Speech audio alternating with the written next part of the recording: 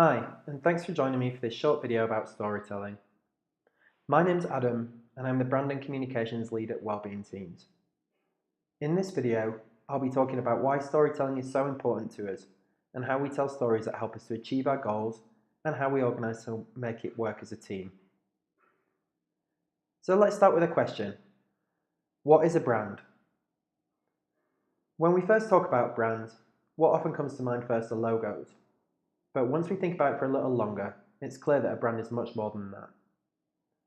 For us at Wellbeing Teams, a brand is all about what's created in people's minds when they think about an organisation. This can take a range of different forms. A brand might be experienced as a feeling. It might bring certain images to mind. Maybe it's associated with certain words or even sounds. The important part to think about for us is how these impressions are created in the first place. Each brand is different, and the way it's created can be done in different ways too. For example, it might be primarily created by people's interactions with a certain product. It could be built on advertising, or it could be a person's experience of a particular service. People who work for an organisation can also be living ambassadors for a brand. And finally, stories that people share or hear about a brand can build a particular public perception of it too. A lot of thought goes into how organisations build their brands, as this is key to how people respond to them and has an important impact on their bottom line. At Wellbeing Teams, we're driven by our purpose and values. So when we're building our brand, we need to make sure that whatever we're doing aligns with our purpose and values too. If we can create a public perception that matches that, we're already well on our way to success. So, our purpose is to do whatever it takes to support people to live well at home and be part of their community. If people understand this through the stories that we tell about our brand, then they'll have a clear idea about exactly what it is that we offer. Our values are compassion, responsibility, collaboration, curiosity, creativity, and flourishing. If people can feel these values in the stories that we tell, then they'll not only know what we offer, but how we offer it as well. Building a brand on an organisation's purpose and values instead of on a particular product or service alone can have real benefits for the brand as it grows. A great example of this is Apple. When they first started out, they were known as Apple Computers, and they were just thought of as a computer company. Changing this public perception enabled them to take the company to a whole new level. They did this by focusing on their purpose as innovators instead, rather than simply as computer manufacturers. That's why it now seems natural to us that Apple produces computers, music players, mobile phones, tablets and watches. They're simply an organisation that creates innovative new things that can make life better. In fact, their stated purpose is to make a contribution to the world by making tools for the mind that advance humankind. It might sound a bit grand, but it has aligned their brand with innovation, and whatever technology they produce next just feels right to us as consumers. In contrast, if you think about a traditional computer company such as Dell or Hewlett-Packard, it would seem strange to think about buying a watch from them or a mobile phone. At Wellbeing Teams, if we start to be known for our values, purpose, and commitment to wellbeing in all its forms, then we'll have a much more solid foundation on which we can grow than if we just concentrate on being a care provider. Of course, we are a care provider, but Wellbeing Teams has the potential to work in lots of different ways to achieve our purpose. And starting with our why will help us to become synonymous with well-being as a concept. And if we do, it would seem much more natural as we bring new services to life, such as our trusted assessor service that we're developing at the moment. If you'd like to know more about where this concept comes from, I'd really recommend finding a TED Talk called Start With Why by a guy called Simon Sinek. You can find this on the TED Talks website. So, how do we start to create an impression in people's minds for wellbeing teams? Clearly, we don't rely on innovative products like Apple does. Instead, our star product is reflected in the difference that we make to people's lives. It's not about a physical object. Instead, our brand is reflected by the stories that happen when we provide an outstanding service. I recently read a quote in a book that our CEO Helen gave me, called Difference, that helps to bring this concept all together. And that was that marketing is a transfer of emotion. That's why our stories have the potential to be so successful, because what we do has a real emotional impact on people's lives. So to sum up, our brand relies on your stories. As part of the Wellbeing Teams team, you aren't just working for a brand. We're relying on you to build that brand every day. So, how do we go about sharing our stories? On social media, we have two types of channel. We have our national Wellbeing Teams channels, and we have our local Wellbeing Teams channels too. The national channels are only posted on by our national team of advisors and by wellbeing leaders. Our local channels are managed by our local wellbeing teams, which include wellbeing workers in storytelling roles.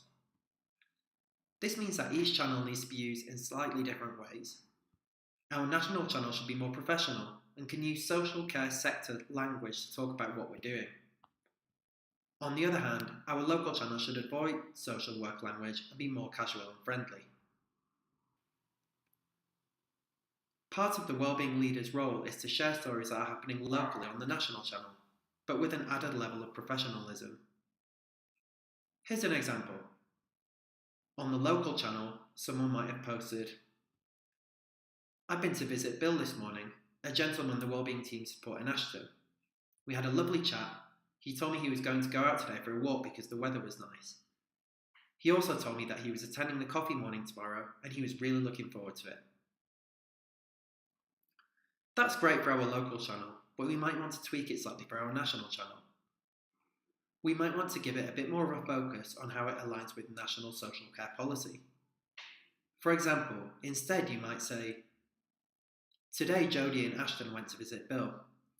By using person-centered approaches, we learned that Bill wanted to make connections in his community, so Jodie had told him about a local coffee morning. He's excited to be going there tomorrow for the first time." Sometimes simply connecting people with the services that are already on their doorstep can make a real difference to their well-being. Now you can have a go at this exercise yourself. On the next slide, we'll share another story you can rewrite for the national channels. When doing so, think about how you could relate it to the challenges that we face in the social care sector and how you might relate that to policy. When you press play on the video again, we'll share some ideas with you about how you might have done it so you can compare. Before joining Wellbeing Teams, I was a hairdresser. I'd always enjoyed my job, but thought it was time for a change. Since joining the Wellbeing Team, I can now be part of the team and still be a hairdresser to the people we support. How great is that? One way you might have tweaked this would be, before joining Wellbeing Teams, Jodie was a hairdresser. In fact, around 80% of the people we recruit are new to working in care at home. This means that we're attracting new people into the care sector, which has been struggling to attract new people for a while. And because we encourage people to bring their whole self to work, they're able to flourish with us by using their valuable skills from previous roles to support people's well-being, like Jodie, who's offering a free haircut to people this week. Here's another example. This is Carol, a lady we support in Ashton, and Mandy, a member of the Wellbeing Team, enjoying a day out in Cheshire Oaks. How lovely is this? We might tweak this to say, "This is Carol, a lady we support in Ashton, and one of her wellbeing workers, Mandy. We learned that Carol really missed getting out and about to the shops, so today Mandy spent a few hours with her browsing Cheshire Oaks shopping centre. It's great that we're able to support Carol to do more of what really matters to her, and that she's in control of the support that she's receiving." So now we've talked about our channels a little, let's think about how we construct great stories. We can think of this in 6 easy steps. Number 1, find something interesting to talk about. 2, check that it fits with our values and purpose. 3, choose your intended audience and channel. 4, draft the post. 5, add a call to action. And 6, post it. The part that you might not be familiar with is adding a call to action, and this is what I'd like to talk about now. This simply means that you relate the stories you're telling to an action that people can take. This might be something such as visiting a page on our website to learn more, sending us a Facebook message, commenting on the post to share their thoughts. Try rewriting the story on the next page for the national channel, making sure to include a call to action. Think about the following as you do. What you'd like people to do as a result of reading the story, what is most important, and what you can edit out. How you might link it to social care policy and best practice. Here's a story. We've just started supporting Tony, who moved to us from a traditional provider, whose main task was to go for his weekly shop without him. Tony came to us with commissioned outcomes around nutrition and medication. We also found out that what matters to him is betting on horses and having lager with lunch, and that his sons live in America. Using the same amount of hours, we arranged for him to Skype his sons during one evening visit a week, and to start ordering his food online so he can order his lager as well. We also now support him to put a bet on with a neighbour each week. Here's an example of how we might rewrite it, although it's not the only way. Wellbeing teams are using creativity to deliver outcomes-focused support to Tony. We started by learning what matters to him, and we do whatever it takes to provide that support. By using technology and community connections, we've enhanced Tony's week with no increase in social care funding and delivered truly individualised support. Now he's started ordering his food online and started to stay in touch with his family abroad via Skype for the first time too. Visit www.wellbeingteams.org to read Tony's full story to find out more about how we do things differently. If you're watching this video as part of a group, take a few minutes to discuss your ideas and thoughts on this exercise together. Now we're going to talk about how to make our stories visual. As the saying goes, a picture tells 1,000 words, and this is really important to how we build our brand. Firstly, here's a little background as to where the idea for our logo comes from. At Wellbeing Teams, we support people to live well at home, and our approach incorporates 3 key elements. These are supporting people to be safe and well, supporting people to be connected in their community, and supporting people to do more of what matters to them. Our logo comes from the idea of bringing these 3 elements together. Where we have the overlap is where real well-being happens. We use this and a number of other key visual elements to bring our brand to life. A few of them are our logo, our brand colours, the Wellbeing Teams orgs, which are shapes that we use to frame things within our designs, the Wellbeing Teams font, which is called Railway and you should download from the Google Fonts website, and our photos, of which we have a wide selection stored on Google Drive for you to use as you need.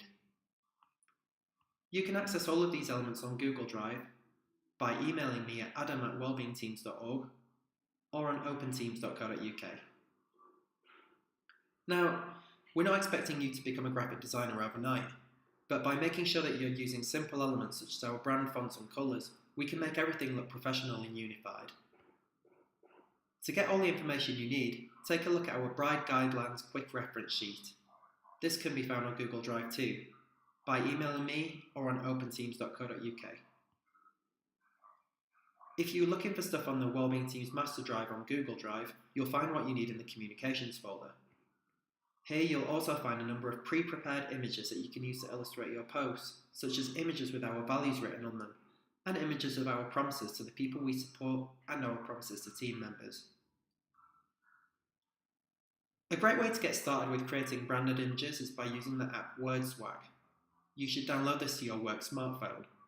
You can claim the money back from your team. WordSwag is a quick and easy way to create visual representations of verbal quotes, for example, from people we support. We have a selection of backgrounds available so you can ensure that they look like part of the Wellbeing Teams brand. You can find these backgrounds on the Wellbeing Teams Master Drive on Google Drive in the Communications folder. You'll need to download them to your smartphone and then you can use them in WordSwag. Having done that, you can type directly on top of them to create branded quotes straight from your phone. I'm also working on a PowerPoint template which you'll be able to use to quickly create branded visuals for Wellbeing Teams social media. Keep an eye on Slack and I'll update you when it's ready. Now I just want to end quickly by talking about roles and responsibilities for storytelling. Each Wellbeing team should have its own communications plan developed by the Wellbeing leader, with help from the rest of the team where possible. There's a specific guide to communications planning with worksheets that you can fill in on openteams.co.uk, or you can email me for a copy. Wellbeing workers who are storytellers, as well as wellbeing leaders, are always expected to be posting as part of this plan. Other team members might also have a role, depending on the communications plan that you put together for your team. And that's it for today's workshop. Please remember to familiarise yourself with our other resources for storytelling, which include the Guide to Storytelling for Wellbeing Leaders, the Guide to Storytelling for Wellbeing Workers, the Guide to Communications Planning, our brand guidelines, and our assets that you can use. If you need any help accessing any of these, please contact me via email or on Slack. Thanks for listening.